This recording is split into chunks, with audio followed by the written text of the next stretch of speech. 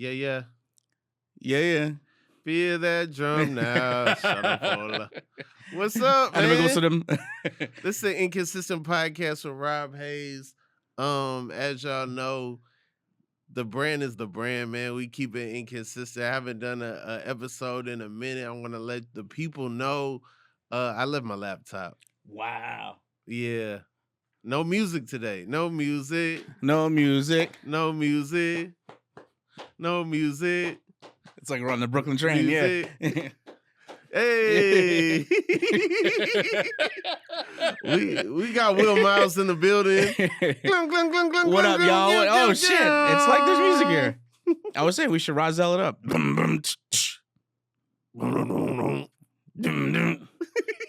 amazing Rozelle. If y'all don't know, Rozelle is the beatboxer from the Roots. One of them. There was also Scratch, I believe. Okay. Wow. That was No, that's Portishead. Which one was on Unplugged Jay-Z? I really think that was Scratch. That wasn't Rozelle. Maybe they were both there on Unplugged Jay-Z. Because I remember watching. I didn't know much about the Roots when Unplugged Jay-Z. Pull my hip hop card right now. I didn't know much about the Roots. I'll pull that shit when Unplugged Jay-Z came out. But I do remember Rozelle or Scratch sitting on the stage beatboxing, right? And I remember thinking, is that dude in the Roots, or is he just a dude that just sat up there and was like, they need my help? I gotta add something to this. It was so seamless. Yeah. No, I think it was Rozelle, because it feels like the moment for Rozelle, because he was like the OG kind of guy. I think, as far as I know. See, I knew the Roots before Jay-Z. You knew the Roots before Jay-Z? Yeah, I listened to the Roots. I guess they came out before Jay-Z came out. I mean, even still, I wasn't really, I didn't listen to Jay-Z really. You wasn't like the Jigga the A, the Jigga the Y, the Jigga the Z. I was definitely not that. I wasn't on that early at all. But the Fushnikins Jay, no. I might have fucked with, I remember the hip hop crowd in high school fucking with Volume 2. And I was like, oh, we're listening to this now? Like, this is pop rap. You know, like, not pop rap, but I was like, this is like the shit that gets a lot of plays. Wait, you were separate from the hip hop crowd? No, I was in the hip hop crowd, but Jay-Z wasn't. I remember those hip hop kids walking through high school. And they were listening to Volume 2, and I was like, all right. No, we were into like my ladies are bare naked, but okay. No, our shit was like we were Tribe people, and we were like Far Side, and then we had Atmosphere coming to light, and Eminem. Atmosphere. Yeah, they were like Eminem before he was signed to Dre was like in a bunch of these Midwestern rappers would just pop up and do shows at Metro and shit in Chicago. So I knew all of them from that. And then, so Jay-Z was like too mainstream, I felt like, for all the hip hop kids at school to be fucking with it. So I was like, wait, what are you going to listen to next? Silk the Shocker? I was like, no, we listen to the lyrical. What's wrong with Silk the Shocker? Exactly. At the time, lots, but right now, nothing.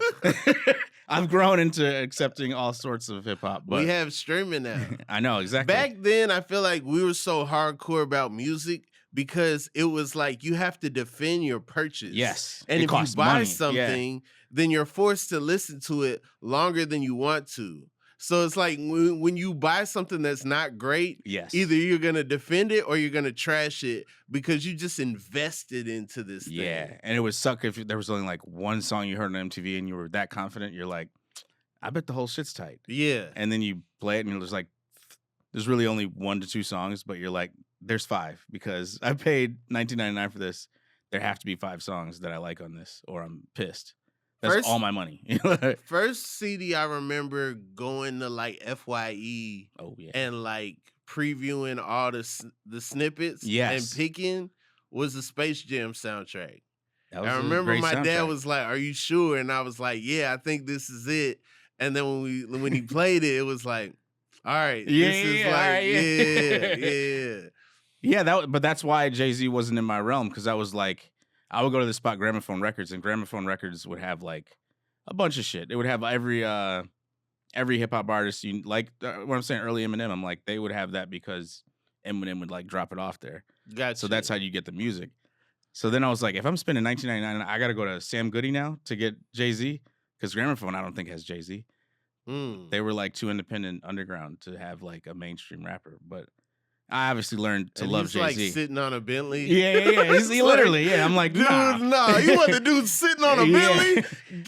Go down the street, man. I was a self-defined backpacker, so I was like, no, I'm a backpacker. I can't be fucking with like a nigga on a Bentley. You said backpacker back then? No. Did we? I think other people called us backpackers. Yeah. But I'm like, we're at school also. We're at school. Everybody got a backpack. Yeah, when that was the term, it was like, wait, who don't got a backpack? That person's going nowhere fast, bro. But it was like, you'd see kids freestyling after school, but I'm like, yeah, they all have shit in their backpack that can't get stolen. So you're not just going to leave it somewhere. So I'm like, yeah, of course you're rapping with a backpack on. What else are you going to do? But I was a backpacker. And so 1999 for that, it would take a lot for me to buy somebody who like sold records, because also I didn't feel a necessity to buy a record that was already going to sell gold.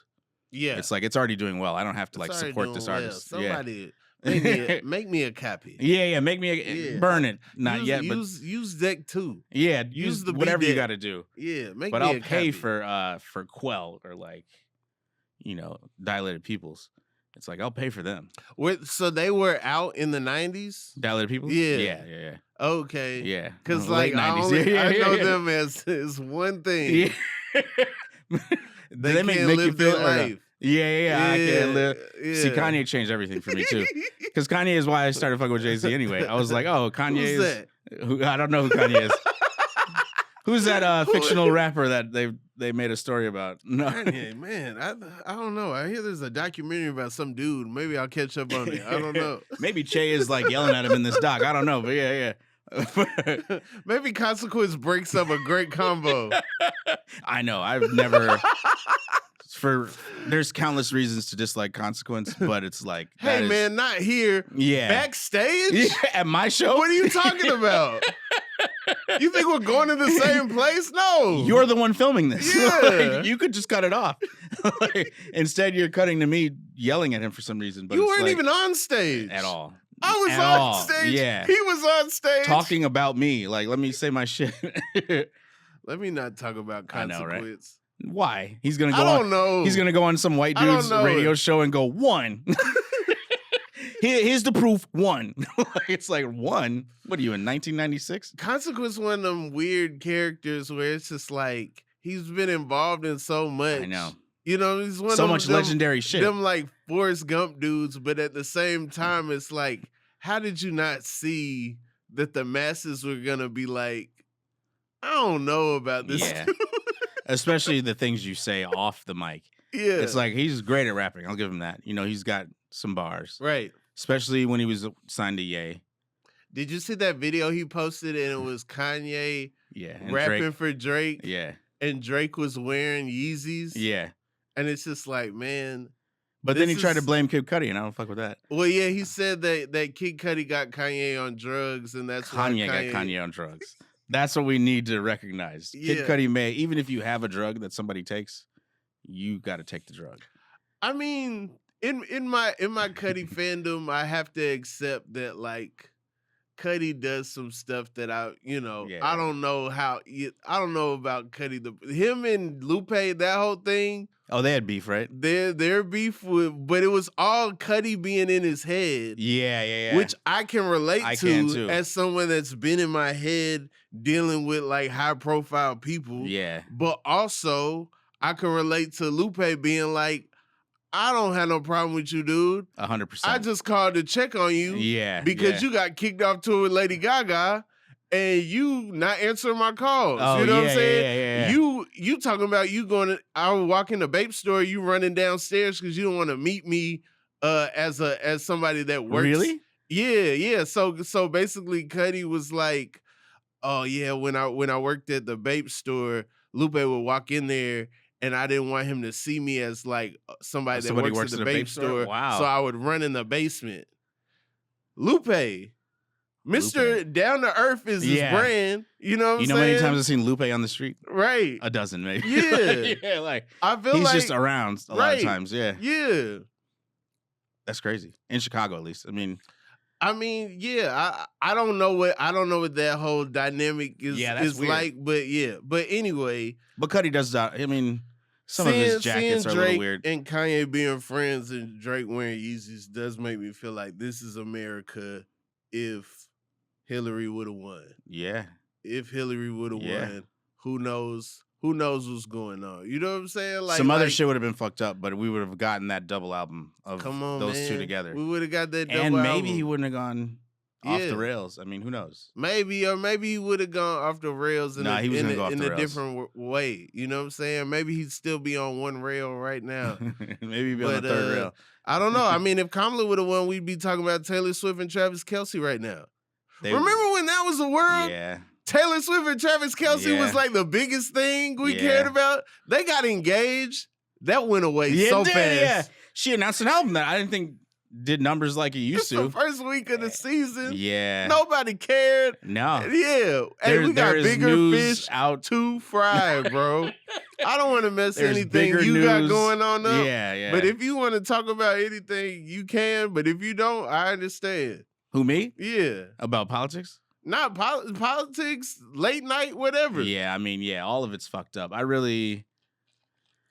just don't want to lose my mind. You know what I'm saying? Like, you got to hold on to your mind as well. You're like, okay, everything is too crazy to stay sane. Yeah. But I think I'm already a little too close to insanity to be, like, engaging with it, right? You know? Right. Like, we all have hidden versions of ourselves. Not even, like, truly hidden, but it's like you may not even know it's there. Okay. Where you're like, at the end of the day, I am from Chicago. I did see some shit growing up. I don't know what I might do if somebody tries to come for my family in any way.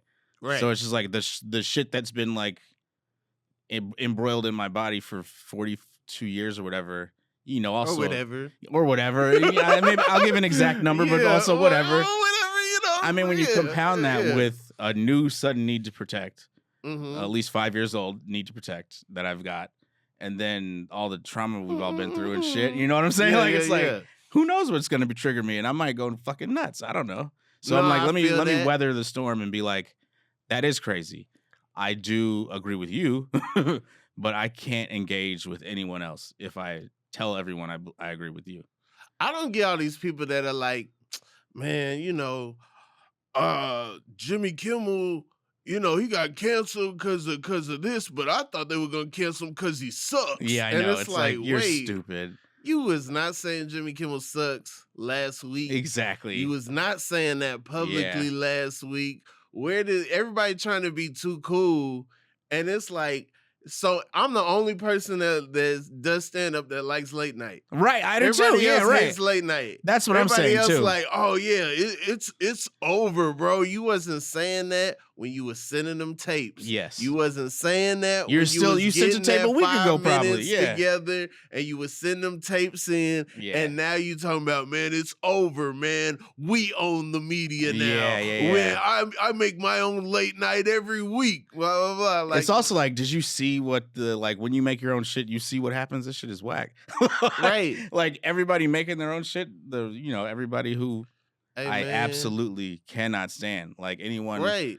Yeah, you know who I'm talking about. But it's like I fucking hate my TV is on the Letterman channel. Yeah. When exactly. everything unplugs and it quits and stops, are you still watching? Don't answer. It goes straight to old Letterman. Yeah. Stupid pet tricks. I love stupid it. Conan for me. Tricks. I watched a lot of old Conan. Yeah. But it's and I'll take that late night over any new Netflix thing that's about to come out. You know what I'm saying? Like, you think Netflix gonna dip their toe in the late night? They should. As long as they don't put on who they just been putting on the last few months. It's like, don't put them on. I like Jordan Jensen. And she came out in the last few months, so I don't want to ever make it seem like I don't like her. She's very funny. But there's a lot of other shit that came out that I'm like, I hate this. Yeah. I hate it so much. Just in general, I hate so much of the comedy I see anyway. The shit that's like popular at least. And maybe that's me being a hip hopper again and being like a backpacker where it's like, you trying to be a comedy backpacker. I'm a comedy backpacker. Give me the motherfuckers at Largo over, not even Largo. I guess that's too popular. But Largo's like Raucous Records. It's like, I didn't know Largo was a venue. Oh, really? When I would listen to WTF, I thought Largo was a city in California. I could see that. No, that's not crazy. I was like, oh, that's the city where Judd Apatow lives, Largo. When I get to LA, I'm gonna get that invite to go to Largo, California. I can't wait to go up there. Yeah. Have you performed at Largo? I haven't performed at Largo. I did one show, but I got the email from a friend, and I was supposed to email them both, but he's dead, so I don't feel comfortable emailing the Largo again. Hey, my friend Kenny gave me your. He's CC'd on the email. I'm like, I'm not gonna write that. You book me or you don't. I can't go through those emotions. So, so I just will refuse to email him forever from now on. But if you're out there and listening, I'll do your show. As long as I don't have to go through that, I'll do your shows. Yeah, it will happen when it happens, man. Even if I still do stand up, I mean, I like stand up, but I like writing more. Yeah, yeah. I mean, it's good to come to grips to that and like the reality of it, where you're like, yeah, I do love stand up, but also what I love more is like getting real stoned and writing a full script. And once I figure that out, it's like, oh, well, then I'm gonna just have fun with stand up because it's a muscle I like using, and it's where I started, and I've been doing it 20 years now, so it's like I do it Monday. You 20 years in the game? I don't know, man. Maybe. What am I, 40? No, I'm not 20 years. It's easy math. 20 easy. I know. Were you doing comedy in 05? No, I was. When Laugh-A-Palooza was happening, was you I went around? To Laugh-A-Palooza. I had Laugh-A-Palooza DVD. No, I was not doing it. Yeah. You had the Laugh-A-Palooza DVD? Nah. I had it. Nah. I went to see Kevin Hart in 2005, actually. At Zany, Chicago. I mean, it wasn't sold out, by the way. I saw everything that they put on Comedy Central, but yeah, I didn't know about the DVD. Laugh House. I had a Laugh House DVD. Oh yeah, that Kevin Hart signed. I hope I still have that. That's recorded in Philly, right? That was a Philly club. Yeah, I've watched that. When he did Zany, he stayed after and signed copies of Laugh House DVD. Oh, dope. In 2005 when I saw him, yeah. Man. And I was just like, this dude was funny in 40-Year-Old Virgin. That's all I knew. I was like, that scene in 40-Year-Old Virgin was so funny. I'm gonna see this dude live, and then he was good. I was like, oh man, I had already said I want to do stand up, so it was also me being like, let me see who's out here working and is black. So I was like, all right, let me go to Kevin Hart at Zany's. Easy to do that. I know, yeah. Now it's a ton of us.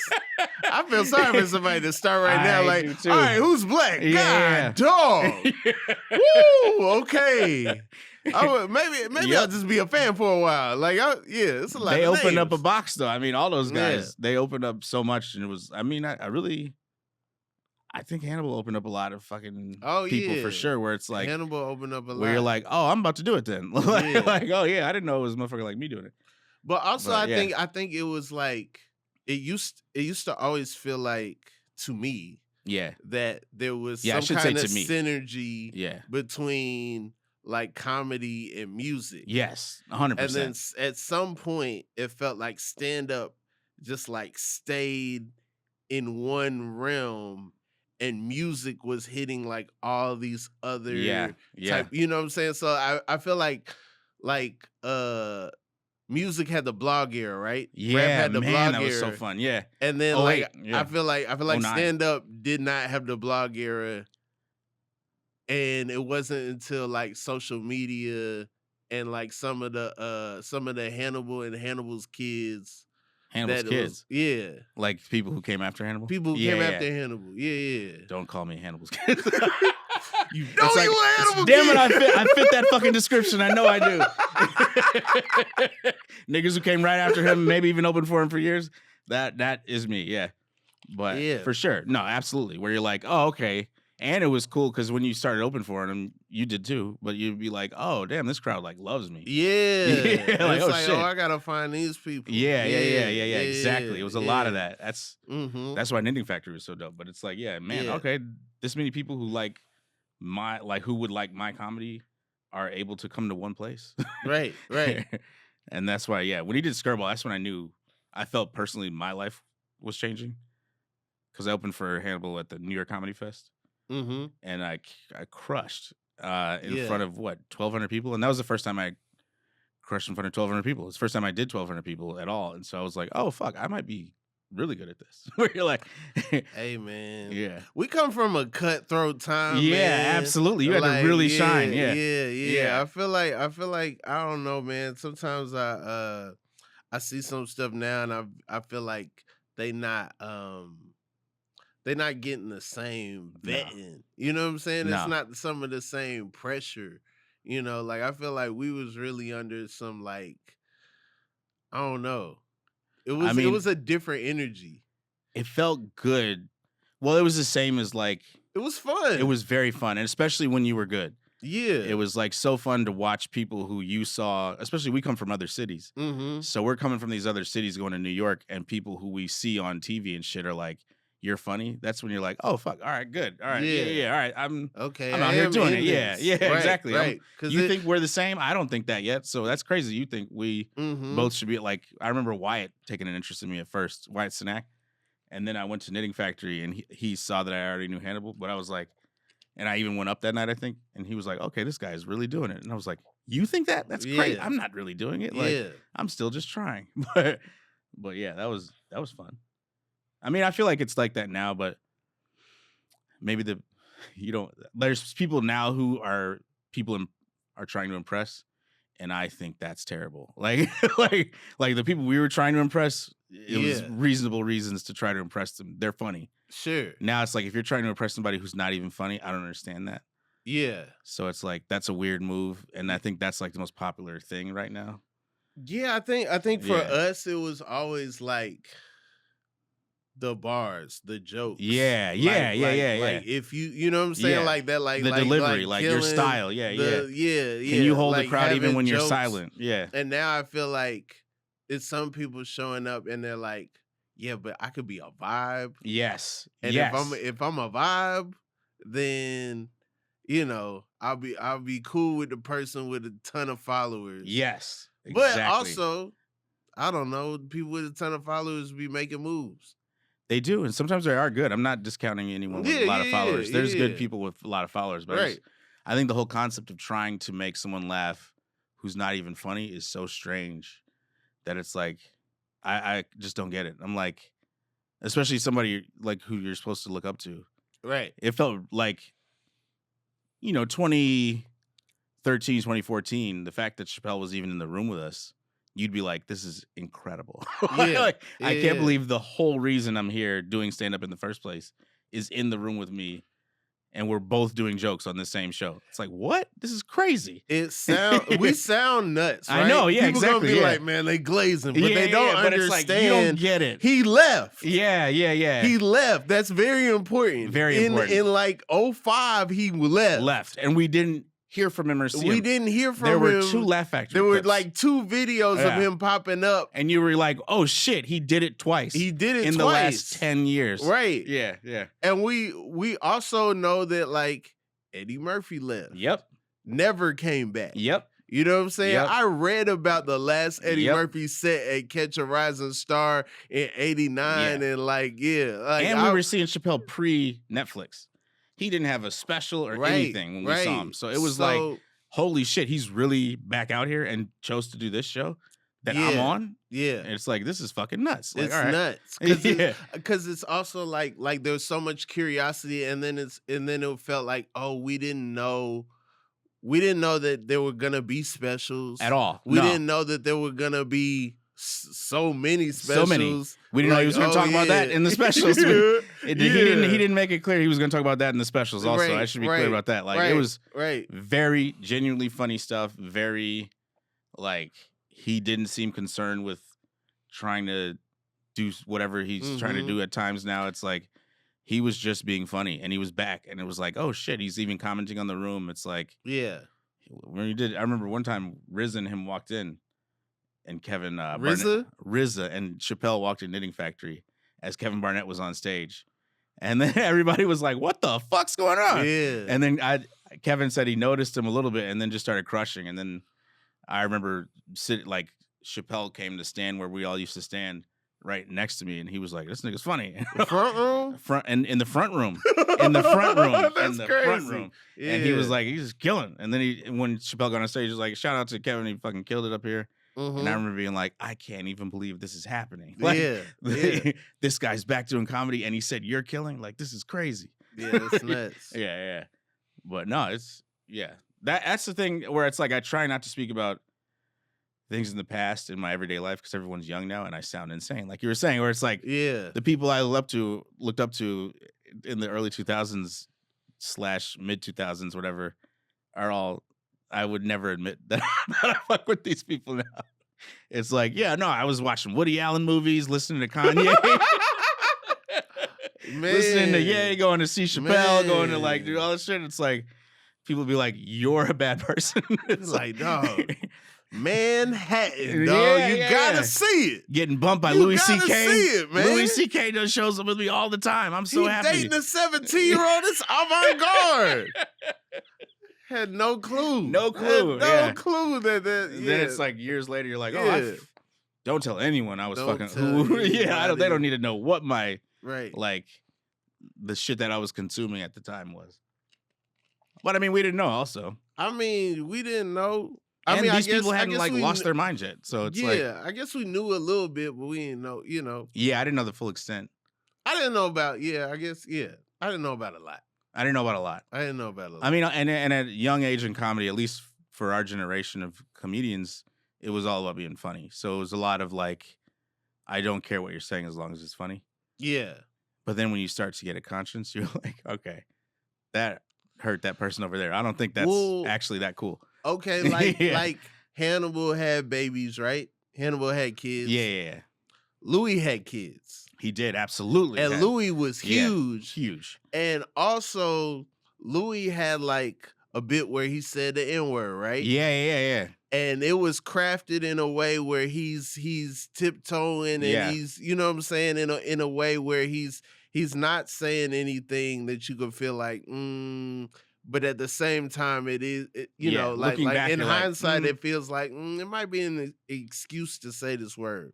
Yeah. But the cheers that the crowd gets always made me feel like uneasy. Always made me feel That's like true. These cheers and applause these people might not agree with how I feel about this bit, Yeah. But the Louis babies, they just going on the stage saying the N-word. Exactly. They just saying rape. And if they don't have, you gotta like, because for me, the ones who would like either use the N-word or have a joke about black people, in Chicago, it's super easy to do that in front of black people. So I'm like, what would be cool for me was when I would see those Louis babies, and I hate calling them that, but it's whatever.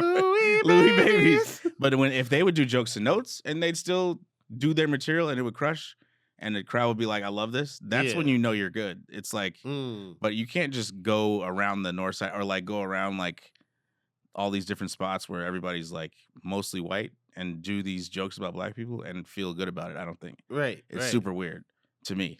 Yeah. And I think that's where it got lost, where it's like, because the internet is the internet. You don't really know who's watching each bit. Yeah. And it's like, this is crushing, but do you have analytics to see what race loves this bit?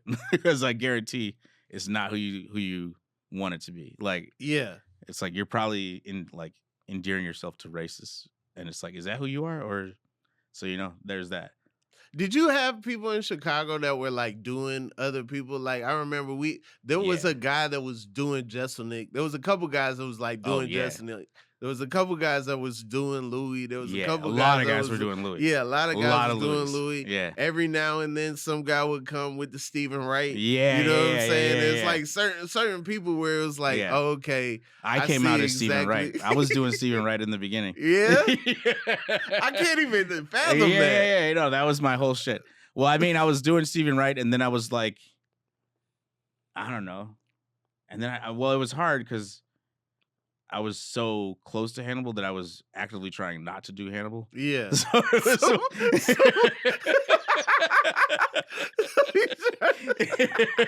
I was like, it would be awful if I'm opening for him and I'm doing. But I still want to be a one-liner. Yeah, exactly. Yeah, exactly. So I was like, Stephen Wright is who I'm gonna go with. Because Hedberg, I didn't talk like that for real, so I couldn't talk like that. I mean, Hannibal talks like that for real. So it's like when people talk like that in their daily life, it feels weird when you see people doing that because you're like, but off stage you don't talk like that. So it's like my main goal for those first 5 years was how I talk off stage that makes people laugh good on stage to make people laugh. First 10 years, I mean, long time. Yeah. And I didn't move to New York until I thought I had a grasp of it. Interesting. Yeah. Which I think also helped. Yeah. Because I've seen people who started in New York or LA, and I'm like, you don't have your voice yet. Yeah. Like, if you stayed and didn't, like, I don't know. Early LA comics, I don't feel like, or New York comics, don't always have a voice. They have the voice that they think they're supposed to have. Yeah. But I think if you go to other cities where there's no promise of financial gain, maybe even Chicago now has promise of financial gain, but it didn't for the 6 years that I was doing comedy there. You ever do improv? And that was even less money than stand-up. But yeah. I couldn't believe how little they made. I'm like, how are you guys doing this? Yeah. But they're mostly rich kids, I think, at the time at least. But I was like, otherwise I don't get. And the people who do stand-up all the time and not have to wake up for work, I'm like, what is this? Like, you don't have a day job? How are you able to not have a day job? I mean, it was some comics in Atlanta that felt like if you had a day job, you wasn't really in it. Yeah, I know. And Because I'm like, you're crazy though. they came from the era of like, you don't know when the opportunity is going to come. You don't know when the audition might come or something. Yeah. And so you just have to be a homosexual until that happens. Yeah, You just have to like financially drain some like nice young lady. I know a lot of people who do that. Until Hollywood comes and brings you the big check. Yeah. Because then you're real. Yeah, Because then you could be like, I am full time. I live at this lady's address. Yeah, exactly. You can email me there or like send me a piece of mail there. See, if you start paying your own bills and have your own rent, just hit the road twice a month. Now you work for the man, dog. You know what I get every weekend? You're not in the game. You beside the game. And that's the people who I was like, nah, you're out of your mind. Because that's the same people who also, when you start doing well in stand-up and you take a writing gig, they're like, you lost your stand-up cred because you took a writing gig. And that's like, crazy. I thought that was crazy, too. That's crazy. People used to say that. I remember being in a road trip and somebody was like, writing rooms are where stand-ups go to die. And I was like, isn't it the same thing? Like, that's crazy. We're just doing comedy. With the insurance. Yeah, like I'm like, okay, yeah, exactly, yeah. Like you live your life, I'm definitely gonna live my life. That's crazy because I know exactly what's going on with my blood now. Yeah. You know what my BMI is? Because I do. Like, I know my BMI. My doctor tells me every year, once a year. Right, he's fussing at me. That's funny. Constantly fussing at me. No, I do think that that helped that we got more information. The Hannibal working on 30 Rock. Yeah. That helped. The podcast, SNL too. You all know, that. You're like, oh shit, that's a real move you can actually make. You know, Pete Holmes, all the people saying, hey, I did a writing gig. That's part of the thing. Yeah, I think helped a lot of people be like, now that's a goal. Yeah. You know what I'm saying? I think there was a time where people were like, man, that's a like a dead end or something, or some kind of like, like veering off the path or whatever. But it's kind of part of the path. You know what I just watched today was the Lena Waithe and Robert Townsend interview. Okay. And I loved that. And Who interviewed who? Lena interviewed Robert. Okay. It was fucking fantastic. Yeah. But his life is so interesting because he does the same, like, as I'm watching the parallels to my life that he has, other than I didn't obviously create any of the great movies that he did. But as far as, like, he was a stand-up who was, like, acting a lot of it. He did Soldier's Story and everything. It was Oscar nominated, but so he did well in acting. Showed up to Cooley High and he got in. He got from on the Chicago. Movie. You know what I'm saying? Like he's from Chicago. He started in stand-up, transitioned to writing, and then has just like sort of danced between both for the last 45 years. Yeah. And you're like, that is cool as fuck. That's amazing. Has a family, never lost his Chicago-ness, never lost his art, like his inner artistic whatever expression. And it's just like, it's really cool to see. Because then it's like, when he was talking about making 5 Heartbeats after, his last one was really Hollywood Shuffle, and you're like, and then Raw. And it's like he directed Raw, Hollywood Shuffle, and 5 Heartbeats. Those are 3 vastly different things. But he just like was out locked in like each one. 3 years. Yeah. It's insane. It's like, that's really cool to me. I'm like, you put all that work into the songs on 5 Heartbeats. You put all that work into, Eddie's dream. For this one, and you put all that work into you and Keenan's dream at first, so it's just like he's a legend. And also, I auditioned to be a Golden Lord when I was 8. And that stuff on film, dog. What is it? Oh, it's on not film. Digital. It ain't no email transferring files. This man was getting credit cards, leftover film from other productions that he was on. And getting in there with the scotch tape and stuff and getting and like I got 3 minutes of film for you. He's like, I'll use that 3 minutes and then make a 3-minute scene. Yeah. That's like one of the sketches in Hollywood Shuffle. And you're like, that's impressive. That's incredible. That's incredible. He did this shit on his own. Talking about motherfuckers doing their shit on their own now. It's like he really did it on his own. Maxed out his credit cards. Yeah. Finance Hollywood Shuffle on credit cards. Yeah. Let everybody know about it. All kind of people did that. Went into debt. Yep. But all kind of people went into crazy debt. Yeah. Thinking they gonna be Robert Townsend. Yep. You ain't like that. This man took that film to fucking like Cannes and all that shit and was winning shit constantly. It's like, that is impressive. Yeah. To have that much faith in yourself, because now it's a little easier to have a lot of faith in yourself. And a lot of it is based on viralness. Mm-hmm. Now, the belief in yourself, which it shouldn't be, in my opinion. But I think with his talents and stuff, he would have been. He would have gone viral today. He would have been fine. He would have been viral. He would have been Drewski. Shakespeare. Yeah. He could do all kind of voices and stuff. I know. It's like, he would have been fine. He's charismatic. Like, there's so many things. Like, we only look at the ill stuff he did as a filmmaker that we don't even really talk about Robert Townsend, the talent. Exactly. That, that was there. He's so funny and silly. When I was a kid, he was my North Star. First of all, Me his too. name's Robert. So I'm already like, come on. Your man, I remember one of my first comic books had an ad for Meteor Man. Exactly. Yeah. And so it was just like, there was never any black movies advertised in comic books. It was, it would always just be superhero movies. So just seeing him in a superhero pose like that, it was like, we in here. We here. When she talked to him, everything he said, it was like, I just had never seen it. Yeah. He's like, it's the same reason I do anything. It's like, like Virgil said, think about the shit your 17-year-old self would want to see.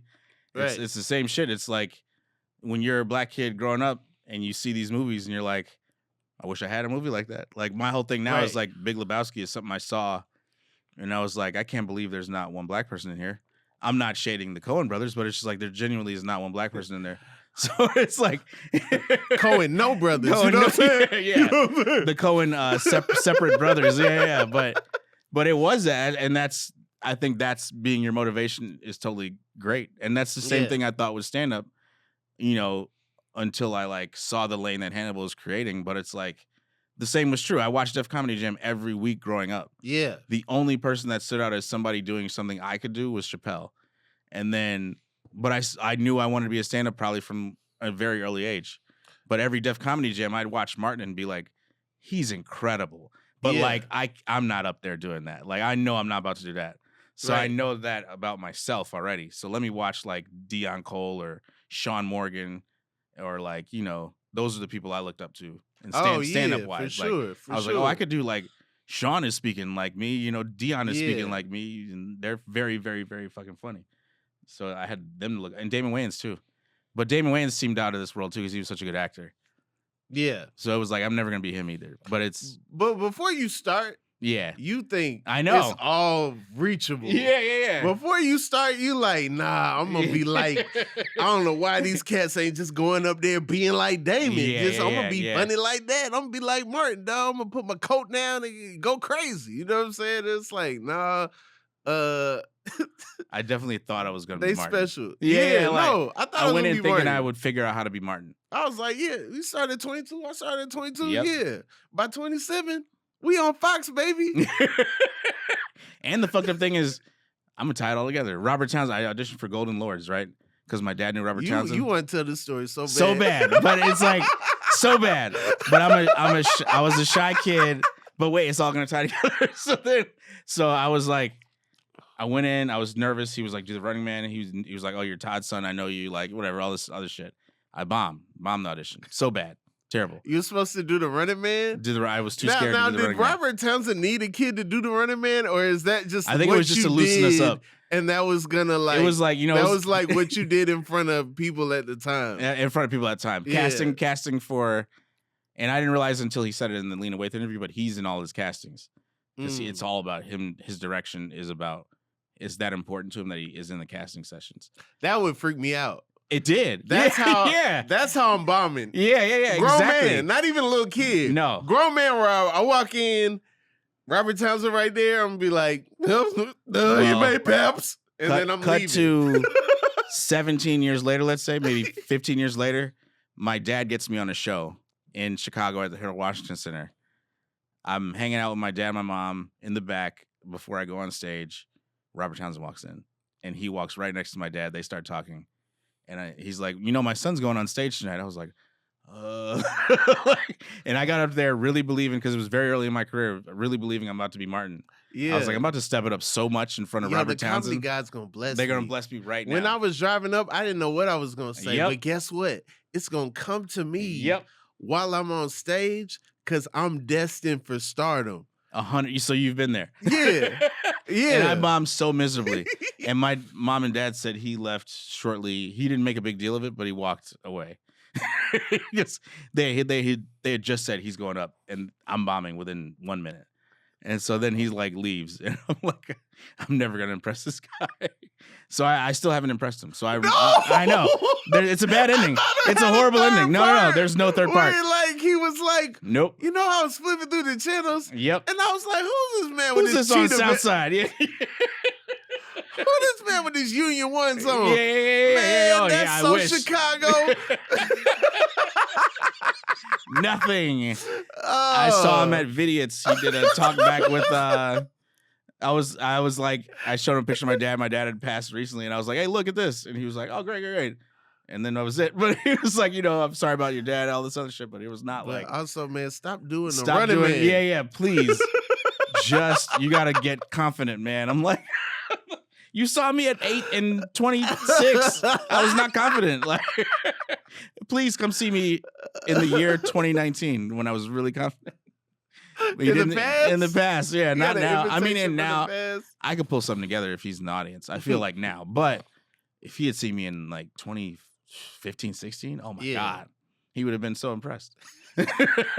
Maybe not. Maybe not. I just knew when I did Last Comic, I was like, Keenan's gonna be like, that's the raw gem that I gotta polish. Oh man, that's it right there. That's the, you know what I'm saying? And he just was like, Thompson didn't talk about Keenan Ivory Wayans. Oh yeah. It was wow. It just wasn't personal, and I just didn't like it.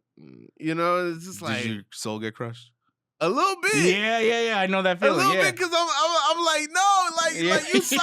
You're supposed to see, man, that's what Tommy Davidson was like when I first saw him. That's David Allen Greer. You know what I'm saying? It was like, damn. That's why I let Keenan down. You know what I'm saying? Let I felt Nas like down. J. Cole.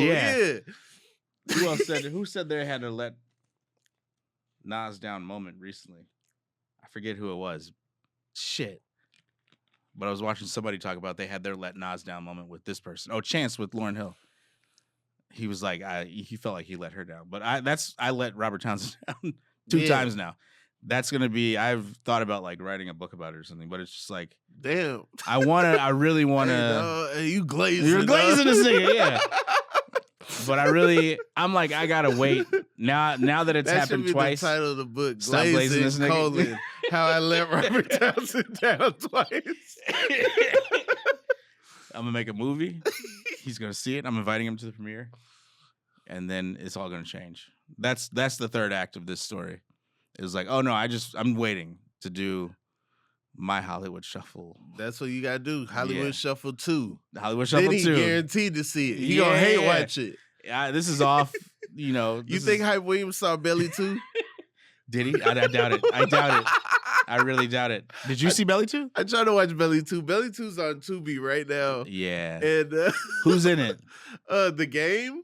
Of course he is. Yeah. It's set out here. They get out of prison. Their prison costume is a white tee with numbers written on it in Sharpie. No. That is self-funded, at least. It's not. They definitely didn't have a budget. Just someone acquired the name Belly. Is the screen dark? His character's name is Belly 2. No. Is it really? I think that's how they got away with it. I think they were like, well, you can't call the movie Belly 2 if someone in the movie's name is Belly 2. Wow. So his name it's not even tied to Belly no. at all. The tone is not even dark. Like it's not Hype Williams type direction. They're outside. What? Someplace here in LA. In the daytime? Yeah. What? In the daytime? What's my man's name that was Omar on the Wire? Oh, Michael K. Williams? Michael K. Williams is in there. No, they swindled him. They swindled him. Oh, clearly, man, he had some a rough brown life. paper man. Yeah, Clearly, yeah, I'm like, oh. something was due. Yes, he had yes. to pay some. And so Michael K. Williams is. That's in when there. your friends start to check on you when you do Belly He's 2. in there, and then Lisa McDowell is the love interest. She's an undercover cop, and she's like the game's love interest. The game's love interest. So it's already unbelievable. Crazy unbelievable. She's super old. Walking with the game. She's supposed to be undercover and whatnot. It's like clearly she's a cop. Clearly she's a cop. So they merged In Too Deep and Baby Boy and some other shit and made Belly 2. The game blocked me. He's a nut. We saw him walking down the street. Really? And then I went to go to his account to make sure that was him. And then that's when I found out the game blocked me on. Why did he block you? I was making fun of when he was doing the same freestyle everywhere, but I thought it was fair game. People who get offended by shit like that, it's like, but you did it. Yeah. It's like, but you did it. I can make fun of it. That's got to be the only thing, because I actually like the game. I actually check out what the game's doing. I saw lyrically, he's still good. Yeah. You're the only one who saw Belly 2. That alone. But yeah, and not on some it started the next movie. You know, like you actually went to Belly 2 and pressed play. Will, you had a theory that you told me the other day that I would love you to expound upon. I had a stone theory. Yeah. So I'm watching Aladdin with my daughter. Okay. Again, one of her favorite movies. I loved Aladdin too, so it's one of those where it's like, I grew up watching this and loving it, and then you do too. But then when you're high watching it as an adult, it's okay to be high around your kids. But when you're doing that high and you're like, this has some this is kind of weird, because it's like about the Princess Jasmine character is cosplaying as poor, sort of. She runs around the market, meets this dude who's kind of a hustler, and then falls in love, but he doesn't know she's the queen. She doesn't know, he's this, but they both pretend, and then they both figure out about each other. It's the same plot line as T.I.'s character and Lauren London's character in the movie ATL. And I think ATL might be a reimagining of Aladdin. And so now I'm I started to really go dive deep. I'm like, Nunu's character is Princess Jasmine. Yeah. Because at the time, as far as any person watching ATL, you're like, oh my God, that's the girl from the Pharrell video who everybody was like, she's bad as fuck. Yeah. And so immediately you think princess, you're like, oh my God, yeah. So and then her dad was this Morehouse guy in the movie or whatever, and so he's gotta throw in Morehouse. Gotta throw in my Morehouse shit. Yeah, of course we're gonna see that as regal so it's something. Who went to Morehouse? King. Okay, that's he's a sultan. He went to Morehouse. What the fuck? Who's the dad of a princess? A king, a sultan. So and then he was pretending. He wasn't particularly pretending, but his friend, the dude from all the other movies I used to watch, who was he? I was a hustler though, and he was also at the skate rink, which was the market. It's because there was a lot of transactions going at the skate rink, as you know from Atlanta, from the Jid song Skate. Wait, transactions? I just know about you renting skates, and the people who really skate bring their own skates. Yeah, they do. But then also outside the skate rink is Big Boy. Who's selling in drugs. The movie? In the movie, yeah. But I mean, the skate rinks in Chicago used to sell drugs all the time. Hey man, I ain't gonna put that on the skating rink. Okay, dog. Chicago, there used to be a lot of drug deals going on at skate rinks. Hey man, I ain't snitching on nobody on they have no idea who I'm talking about. On what? On 4 wheels. Yeah, on each leg. Nice. Yeah. Yeah, I was about to say it's 8 wheels. 8 wheels. If you got they ain't rollerblading. But I mean, yeah, Big Boy is Jafar. Okay. Ooh. Very animated, you know? Yeah. Oh, I know that's not. Boy, stop. Boy. What is the line? I know that's not. What did I forget? I know that ain't who I think it is. I know that ain't who I think it is. Ooh, I know that ain't who I think it is. Picture Jafar saying that. And then Diana Ross's son is in that too. And that's just a funny little thing. I don't know. It's like he's now married to Ashley Simpson, whatever. If I was watching Aladdin, I would probably try to get an apple from one side of my shoulders to the other side. He was breaking. That was some crazy animation. Aladdin was like them dipping a toe and having it maybe be a minority lead. Yeah. Because it felt like he was definitely white faced, but he was from the Middle East. Yeah, you know what I'm saying? Like they were all from the Middle East. I didn't know about Middle Eastern people when I saw Aladdin. So I was like, they black. Yeah. Exactly. I didn't know until like the next year we had like an Indian girl in our school, and it was like, okay. Yep. And then everybody's like kind of racist. So the bad Indian girl, you start calling her Princess Jasmine. It's like, that's fucked up. But that's what people did back then. And then that's when you start putting two together. Like, oh, that's what Princess Jasmine was? I know that from your roast of this girl in our class.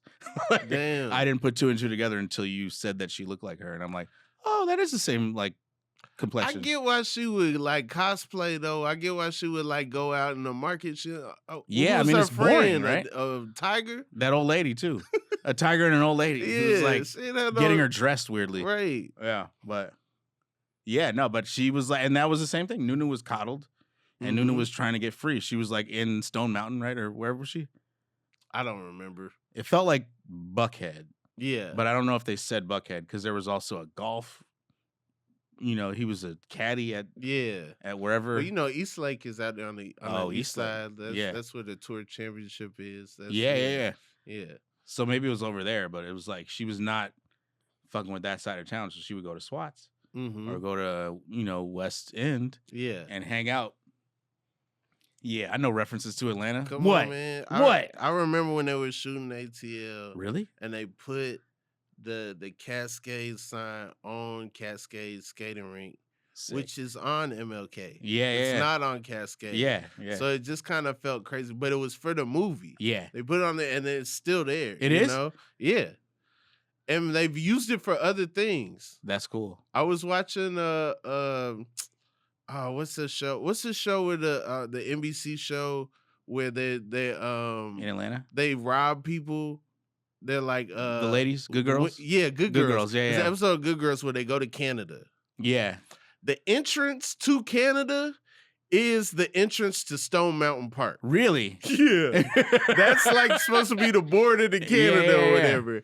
Then when they get to Canada, they're supposed to go to this lumberyard. The lumberyard is Cascade Family Skating Rink. Yeah. It's got the Cascade sign on there and everything. I'm dying laughing because that means they shot one scene all the way over here on the east side, and then they went to the west side to shoot the next scene. Like, they're not even near each other. Stone Mountain Park. And it's all Canada. Cascade, these 2 different days. And this supposed to be Canada. Yeah. I know behind this camera, it's all kind of stuff going on. Absolutely. MLK. Absolutely. See, we didn't. I wish. It's a Checkers and a Popeyes right across. Our version of ATL was Save the Last Dance. I remember when they shot Save the Last Dance, but nothing has stayed from Save the Last Dance. That's set in Chicago? Yeah. Oh, yeah. It was at my high school. It was like a lot of like... Really? My high school was in there heavy. We had a Guys and Dolls dance team, and a lot of those girls were in... And guys were in, obviously, Guys and Dolls. But they were in the dancing in the movie Hollywood Holt. I don't know if you know him. He used to be signed to Good Music. But he's Chicago, too. He was in that movie dancing. It's funny. Your dreams is not as hard as it may seem. You got to work to get the cream. You know what I mean? Okay. You mess with Save the Last Dance? Huh? Did you mess with Save the Last Dance? Yeah. I mean, well, all of our friends were in it. It was like, and we were in high school still. You were friends with Julia Stiles and Kerry Washington and stuff? Well, my barber played his friend. Mm. His name is Vince, but he was my barber, and then he had to stop for a little bit. and then I saw Save the Last Dance, and he was the DJ in the movie. So I was like, oh shit, Vince. And I just saw him out here actually. It was pretty cool. But Bianca Lawson in that Bianca thing. Lawson? Yeah. Stepsister to none other than Beyonce. Not anymore. Yeah. Ex-stepsister. Miss Tina and Matthew Lawson broke up. Yeah. Okay. Mm-hmm. That's too bad. It's a shame. She felt like she didn't know how to dance, if I remember watching correctly. You know how you can like make somebody like look like they can dance? I've been tricked a lot. Yeah. I've been tricked a lot. And at the age I was just happy to be in the theater. Of course. To see Save the Last Dance. I wasn't 13 yet. So I was just like, see, we had paid to see that. I'm in this thing. Yeah. We were 17 and we were excited because everybody was in that movie from school. Yeah. And it was like, oh shit. And it was a lot of real Chicagoans in there, and it was shot around our high school. So we were pumped. Here's the biggest trick, dancing wise. Vanilla Ice, Ice Baby. Go back and watch it again. Okay. You see silhouettes of somebody cranking it. Yeah. And then you see a white boy, and you really just see Vanilla Ice from the neck up. Oh, wow. The confidence in the neck up, because he moving that head. Yeah. The confidence in him moving his head, you like, oh, he cranking it. But if you really watch it, he might not be cranking it like that. It was actually Jim Carrey. It might be him. It might just be he got an active head. Wow. Yeah, because he whipping his head like, yeah. Yeah. You know where I've seen that recently, the fake dancing?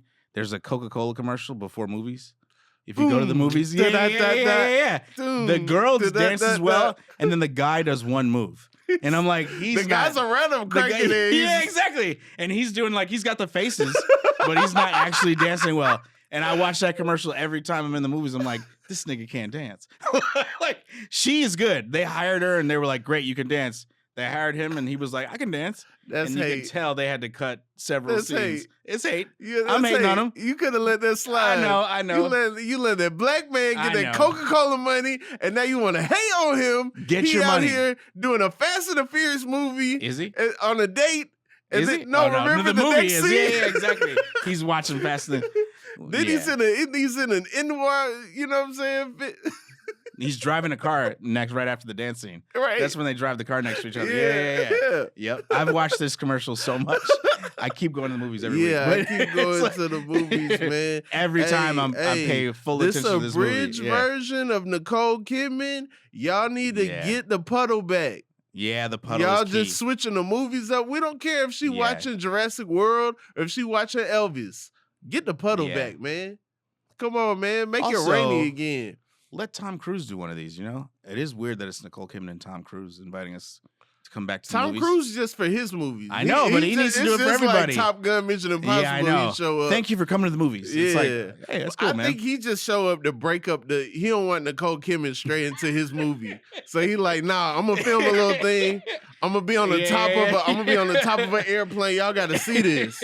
Cause y'all can't just have her intro my movie. Y'all can't do me like that. Yeah, imagine your ex intro in your movie. No. She had to break free. That's not true. Cut that, please. No. She didn't have to break free. I'm sure they left amicably. I think they good, man. We still got Days of Thunder. Yeah. Eyes Wide Shut. No, but that there's a lot of that. And I was like, there's just so much fake shit. Oh, Zac Efron playing basketball. I need to know in real life, is he good at basketball? Because based on 17 again, I don't think he's got the skills. Oh, based on 17 again. I thought you was about to say based on High School Musical. I have been watching High School Musical recently. Like, dog, I don't believe that ain't basketball. Exactly. I don't believe it. But then get your head in the game, dog. Because I'm at the age, I'm in between when High School Musical would have been out when I was in high school. And, but I watched it with my daughter. I was like a few months left in high school. Exactly. High School Musical, and I'm the only person I know at my school that watched it. Exactly. I know no one else in my school was watching High School Musical. And that means I was, like 23? It's like, there was no way I was watching High School Musical at 23. Yeah, sure. But I hadn't seen that. Cable. But if you had cable, you would have been on that thing head. Probably. No, never. because 17 Again was on cable. That's why I saw that. Okay. And I think he's fantastic in 17 Again. Yeah. At acting and like being funny, but I don't think he's great at basketball. Okay. But that's when I saw that, and I was like, these basketball scenes, like, I don't believe. And then I didn't realize that he had also been a basketball player in High School Musical. So I'm like, why did they keep doing this to him? Like, where he has to keep proving. Because he looked good in the with the shoulder cut. The shoulder, I guess you know what I'm saying? Yeah. The boxy jerseys. Zac Efron can rock a boxy jersey. I'll do you one more. Neighbors. There's a dance scene with him, and it feels like they slow it down. I think he break dances in Neighbors or Neighbors 2. What you want the man to do everything? Yeah, he needs to do everything. Why is he breakdancing? And why would you keep putting him in breakdancing in basketball movies if he's not good at either? And you can tell because the music doesn't match they do slow-mo. When they do slow-mo for your dances in a movie, that person can't dance. You want that man to be Channing Tatum and he not. Yeah, I do. I do. To be Coach Carter, step up, and he not. He's Zac Efron. He's not Efron. Black Efron. I don't know why you. Is there a Black Efron? Michael B. Jordan. Okay, yeah. They were in that movie together. I think there's a movie where they play best friends or something. Yeah, for sure. With the other. Oh yeah. Yeah, we gotta wrap. Oh, what have we talked about? Hey, anything you want to promote? Anything you want to tell follow the people? at Husky Nigga Fits on Instagram. Yeah, it's where funny I rock. account. It's either me rocking Fits as a Husky man, or it's pictures of people who are Husky rocking cool outfits, or it's like I want to do a podcast too. Maybe we'll see. I don't know. Hey, a lot could happen. There's a lot of Husky niggas in the world. I know things been a real inconsistent, but we're working on it. If you're in Nashville, get tickets to see Rob and Mandel. We'll be at Zany's. Also, if you're in Austin, if you're in Huntsville, come on, holla at your boys. We out here. And if you somewhere else where Mandel's going to be, I won't be there, but still the shows will be great. Make sure y'all go see him. He doesn't really throw needles at the crowd. It was just one time. Someone hit me in the DM was like, is Mandel gonna throw the Ozempic needle? Like, no, he don't really do that. He don't really do that. It was a riff. That was somebody wanting to get hit with it. Hey, when do y'all throw the needle? How many you got? It's an Inconsistent Podcast with Rob Haze. Thanks for having me. Hell yeah.